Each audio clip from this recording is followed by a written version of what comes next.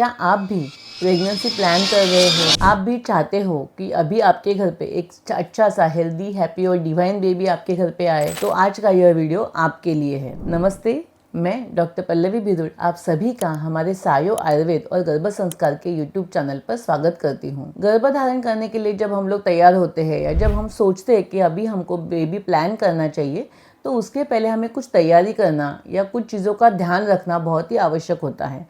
आज की इस वीडियो में हम लोग समझेंगे कि कौन कौन सी ऐसी चीज़ें हैं कि उसके ऊपर हमें ध्यान देना आवश्यक है, उसकी तैयारी करना गर्भधारण करने से पहले आवश्यक है। क्योंकि जब भी कोई चीज़ की हम लोग तैयारी करते हैं सही तरीके से, उसके बाद उसका प्रिपरेशन होता है ना, तो उसका आउटपुट भी बहुत अच्छी तरीके से होता है। सिंपल सा एग्जाम्पल, अगर आपको कोई भी सब्जी बनानी है घर पे, तो उसकी भी तैयारी करनी पड़ती है, उसके लिए सामान लाना पड़ता है, उसके लिए जो भी इंग्रेडिएंट्स है उसको रेडी करना पड़ता है, तो वह सब्जी बहुत अच्छी तरीके से बनती है, वो बहुत टेस्टी भी बनती है। तो वैसे ही अगर आपको प्रेगनेंसी प्लान करना है तो उसके पहले भी आपको कुछ चीज़ों का ध्यान रखना आवश्यक है। सबसे पहले तो आपको आपका हेल्थ चेकअप करना आवश्यक है। जो भी हस्बैंड और वाइफ है, जो कपल है, उनको अपने दोनों का सही तरीके से हेल्थ चेकअप करना, जिससे कि आपके ब्लड चेकअप में या ब्लड रिपोर्ट्स में कुछ प्रॉब्लम है, थायराइड है या डायबिटीज़ है या कुछ ऐसे एबनॉर्मल चीज़ें हैं, तो वो पता चल सकती हैं और उसके अनुसार आपके डॉक्टर आपको सही तरीके से दवाई देकर सलाह दे सकते हैं, जिससे कि आप अपने वो हेल्थ प्रॉब्लम को कंट्रोल में ला सकते हो और उसके बाद बेबी प्लान कर सकते हो। दूसरा जो पॉइंट है कि आपका वज़न जो है वो कंट्रोल में होना चाहिए। बहुत ज़्यादा वज़न होना या बहुत कम वज़न होना, ये दोनों भी चीज़ें गर्भधारण करने के लिए बहुत ही हानिकारक हो सकती है। क्योंकि जिनका वज़न बहुत ज़्यादा होता है उनमें खासकर पीसीओडी होना, या मेल्स में अगर वज़न ज़्यादा है तो स्पर्म्स की क्वालिटी या स्पर्म्स की मोटिलिटी कम होना, ऐसे सब प्रॉब्लम्स हो सकती है। और इसीलिए वज़न को कंट्रोल में लाना, इसके लिए एक्सरसाइज करो, योगा करो, डाइट फॉलो करो, जिससे कि आप अपने वज़न को कंट्रोल में रख सकते हो और फिर आप प्रेगनेंसी प्लान कर सकते हैं।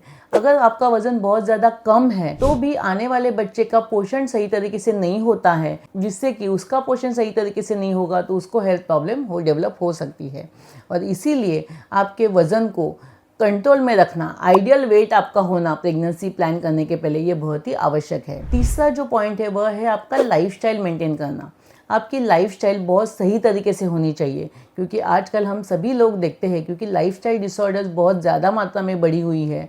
हमारा खाने का, पीने का, सोने का, उठने का कोई भी सही समय नहीं है, जिसकी वजह से हमें ये लाइफस्टाइल डिसऑर्डर्स होती है। तो अगर आप प्रेगनेंसी प्लान कर रहे हो तो उसके पहले आपके लाइफस्टाइल को एक सही दिशा में लाना, एक सही शेड्यूल आपका होना, ये बहुत ही आवश्यक है, ताकि आपके फिजिकल लेवल पे, मेंटल लेवल पे, इमोशनल लेवल पे आप एक बैलेंस पर्सनालिटी बने, जिससे कि आपका आने वाला बच्चा भी एक बैलेंस पर्सनालिटी या बैलेंस व्यक्तिमत्व करके तैयार हो सकता है, बन सकता है। चौथा जो मुद्दा है वह है फॉलिक एसिड का सेवन करना। फॉलिक एसिड एक ऐसी दवाई है जो कि प्रेगनेंसी के पहले से ही डॉक्टर पेशेंट को देते हैं, प्रिस्क्राइब करते हैं, परंतु इसको आपको आपके डॉक्टर की सलाह के बिना नहीं लेना है। डॉक्टर की सलाह से ही आपको इसका सेवन करना चाहिए।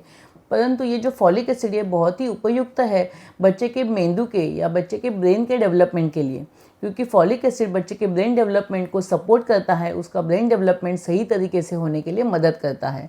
और इसीलिए प्रेगनेंसी प्लानिंग कंडीशन में हम नॉर्मली पेशेंट को फॉलिक एसिड लेने की सलाह देते हैं। और पांचवा जो मुद्दा है वह है सकारात्मक सोच, पॉजिटिव माइंडसेट। अगर आप प्रेगनेंसी प्लान कर रहे हो और आपके मन में स्ट्रेस है, टेंशन है, एंजाइटी है, तो उस कंडीशन में उस स्ट्रेस का, उस एंजाइटी का आपके ओवम पे, आपके स्पर्म पे इम्पैक्ट आता है, और उसी से अगर वो गर्भ बनता है तो उस गर्भ के ऊपर भी उसका इम्पैक्ट होता है। और इसीलिए प्रेगनेंसी प्लानिंग करने से पहले पॉजिटिव माइंडसेट होना, आपका हैप्पी होना, आपका पॉजिटिव होना बहुत ही आवश्यक है, जिससे कि आगे आने वाला बच्चा फिजिकल लेवल पे, मेंटल लेवल पे, इमोशनल एंड स्पिरिचुअल लेवल पे भी हेल्दी हो सके। और इसीलिए इस तरीके से अगर सही तरीके से हम लोग तैयारी करके फिर गर्भधारण करते हैं तो यकीनन हमारे घर पे एक हेल्दी, हैप्पी और डिवाइन बच्चा आ सकता है। आपको यदि हमारा यह वीडियो अच्छा लगा हो तो इसे लाइक करें, शेयर करें और सब्सक्राइब करें। धन्यवाद।